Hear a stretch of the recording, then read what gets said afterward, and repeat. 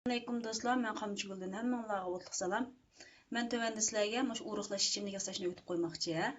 Buningda haliqi kesib yeyilgan apelsin cho'ngroq bo'lsa 2 tal, bo'lmasa 3 tal, men kichik bo'lgan uchun 3 tal qildim. Ananiki ma'nga o'xshash gurish achchiq suydan 2 quta. Ma'nga o'xshash oq navatdan 1 kilo.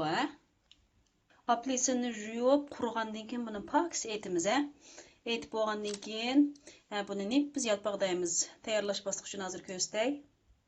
Mana apelsinlarni mana shunday biz yalpaqdab to'g'rab olamiz. Undan keyin navatimizni ushshaq suv qo'yib, uni tayyor qilamiz. Mana navatni suv tayyor qilib oldik. Agar hamda bu navatni suqishni avarchilik ko'rdiganlar, eliqi sirtda jonlab satan kichik navat bor, cho'ng tallar do'konlarda bor. Shuni ishlasang bo'ldi, Cho'qim 1 kilo bo'lish kerak. Kichik tarazangli bo'lsa mana o'lchab azroq ortiq ketadi, hech qisi yo'q. Undan keyin mundaq aynoq qutimizga cho'qim aynoq quti bo'lish kerak, suli emas. Og'zi metildigan. 1 qavat navat, 1 qavat apelsin, mana shu bo'lib solamiz. Shunchlikdan so'saq kifoya.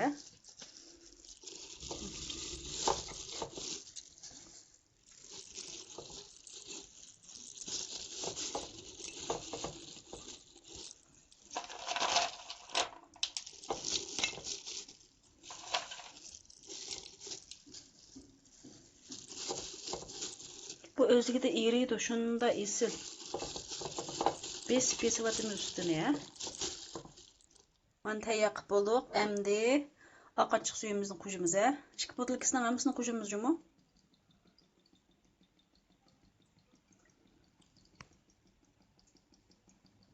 Mana bu tayyor bo'ldi ya, xonimlar. Əmdi mana shundaq og'zini ching etib buningki 15 kungacha işçilik bo'lmaydi. 15 kundan keyin haqiqiy esil tam chiqadi. Buni pat-pat mana og'zim bo'lgandan keyin mundaq chayqab mana ichidagi bir 10 minutdan keyin gazini chiqarib atamiz. Avval chayqab etib 10 minut to'g'izgandan keyin buning ichida gaz paydo bo'ldi. Bu gazni chiqarib beramiz. 15 kundan keyin o'zingiz xohlagan miqdor bo'yicha buningdan kichik cho'mish bo'lsa, bir cho'mish elib muztilgan qaynoq suv bo'lamdi, yo bo'lmasa ilmon qaynoq suv bo'lamdi, shuniga tangshab kunni kechda bir stakan iste'mol qilib bersangiz, uruqlash maqsadingizga yeta olasiz. Bugungi dars tamom, xonimlar. Cho'qim sinab yiqinglar jumu.